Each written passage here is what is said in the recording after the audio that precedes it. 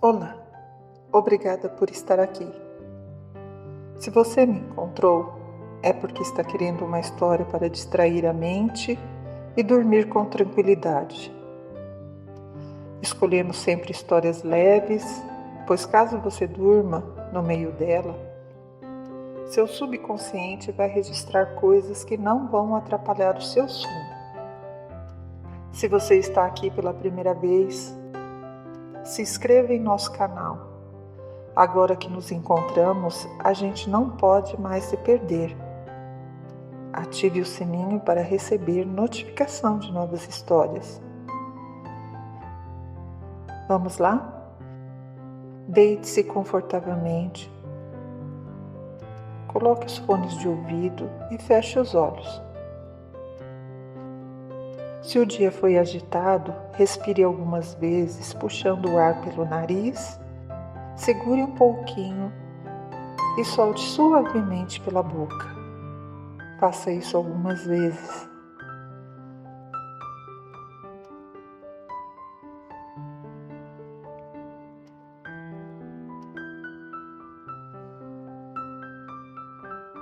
Então vamos começar a nossa história.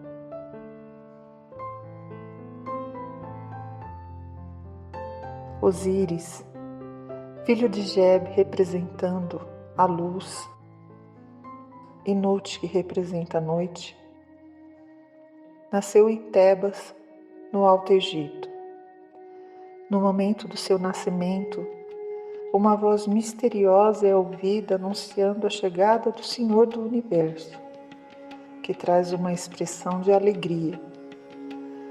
Seu avô Ra reconheceu Osíris como herdeiro do trono, alto, bonito e carismático. Osíris sucedeu Geb ao trono e se casou com sua irmã, a bela Ísis. Osíris partiu para abolir o canibalismo e introduzir aos seus súditos, ainda um tanto primitivo, as regras de condutas e técnicas agrícolas avançadas, bem como as alegrias da música. Ele também estabeleceu um culto de deuses desconhecidos na época, construindo templos e ídolos. As muitas cidades que ele construiu e as leis justas que ele promulgou lhe renderam o nome de Onofres, o generoso. Ainda não contente com sua obra, decidiu espalhar os seus conhecimentos pelo resto do mundo e partiu para a Ásia, deixando a regência a Ísis, que comandou muito bem e deixou tudo em ordem. Inimigo da violência, espalhou a civilização e o conhecimento, tendo assim feito do Vale do Nilo uma região feliz. Osíris queria ajudar outras nações a se desenvolver e ter mais civilidade. Então reuniu uma multidão com a qual foi distribuir suas bênçãos ao resto do mundo. Conquistou nações por toda parte, mas não com armas, apenas com música e eloquência. Seu irmão Sete viu isso e ficou cheio de ciúmes e malícia, tentando usurpar seu trono enquanto ele estava fora. No entanto, Ísis, que detém o poder do governo, frustrou seus planos. Ainda mais amargurado, ele decidiu matar seu irmão. Então fez o seguinte: ele organizou uma conspiração de 72 membros para se juntar a eles em uma festa em homenagem ao retorno do rei. Ele trouxe uma caixa do tamanho exato de Osíris, anunciando que daria aquela caixa de madeira preciosa a quem quer que fosse, desde que coubesse dentro da caixa. Todos os presentes foram, mas assim que Osíris entrou na caixa, Sete seus companheiros fecharam a tampa e o atiraram no Nilo. Quando Ísis descobriu o assassinato, ela chorou amargamente, cortou o cabelo, bem curtinho, vestiu-se de preto, bateu no corpo e procurou incansavelmente o corpo do marido. Naquela procura, foi assistida de perto por Anubis, o deus dos mortos. Durante algum tempo, procuraram sem sucesso, porque quando o caixote foi levado para a margem do rio da cidade de Fenícia, ficou encravado nas plantas que cresciam à beira da água. O divino poder que residia no corpo de Osíris comunicou tal força à moita que ela cresceu como uma árvore poderosa, envolvendo em seu tronco a caixa com o corpo de Osíris. Sete assumiu o poder. Esse foi um tempo sombrio, pois ao contrário de seu irmão, Sete era cruel e indelicado. Não se importava com o equilíbrio do mundo. A guerra dividiu o Egito e já não havia mais lei durante o seu governo, e o povo gritava e implorava por Ra, mas ele não os queria ouvir. Aquela árvore, com seu sagrado depósito, foi logo depois cortada e usada para fazer uma coluna no palácio do rei de Fenícia. Anubis, com a ajuda de suas aves sagradas, conseguiram localizar o destino do corpo de Osíris. Comunicou a Ísis, que logo foi ao palácio como serva.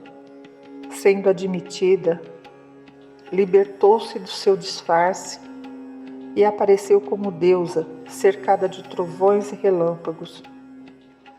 Batendo na coluna com a mão, partiu-o ao meio e encontrou a caixa sagrada.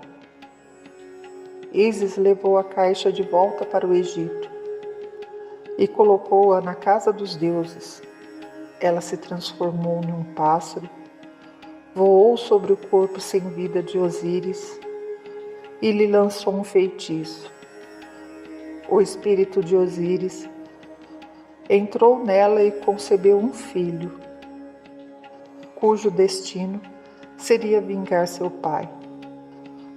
A criança foi chamada de Horus e foi escondida em uma ilha distante, longe dos olhares do seu tio Sete.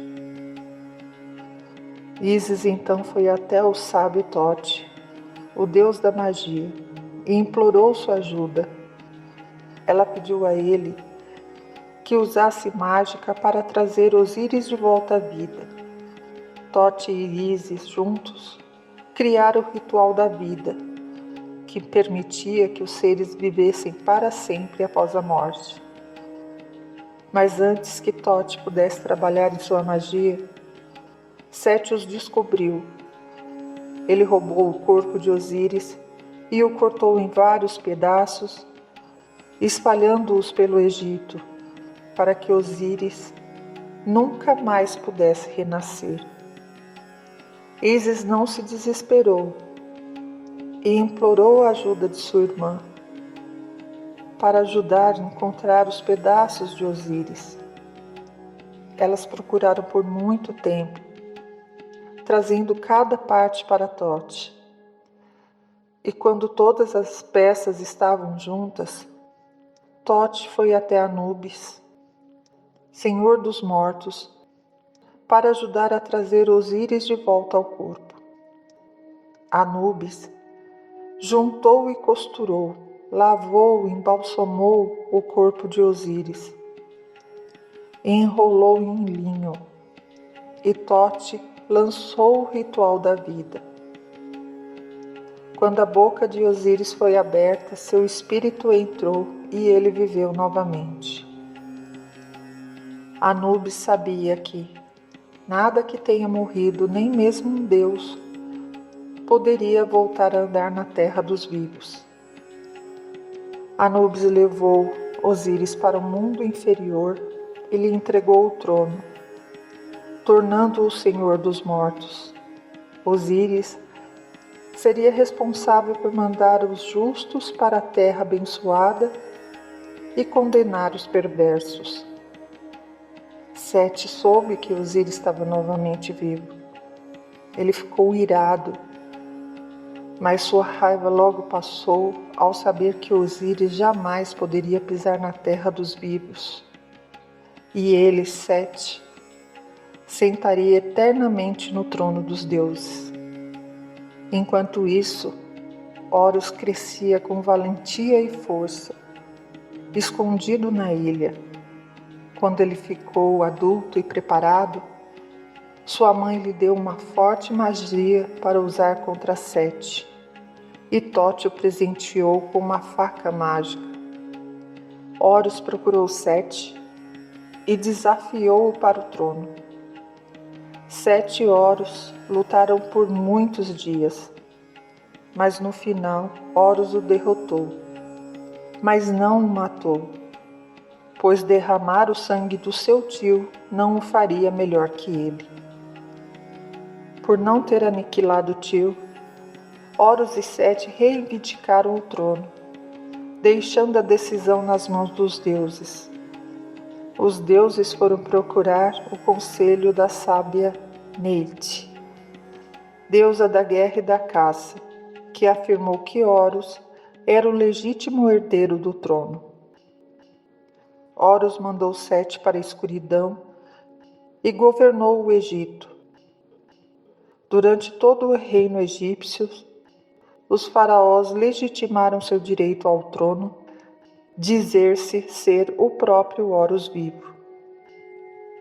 Assim, essa história conta como Horus cuidou do seu povo durante a vida, e seu pai, Osíris, julga os mortos e os cuida durante sua próxima vida. Enquanto isso, Sete eternamente se esforça por vingar-se, lutando contra Horus em todas as eras. Quando Horus vence, o mundo fica em paz, e quando Sete vence, há guerras, crise e fome. Por muitas gerações, quando a guerra e a fome caem sobre o povo do Egito, eles acreditam que os tempos sombrios não durarão para sempre, e os raios de Horus sempre irá brilhar mais uma vez. Essa foi a história. Espero que você tenha gostado da narração. Nos encontramos em breve. Fique bem. Fique em paz. Até a próxima.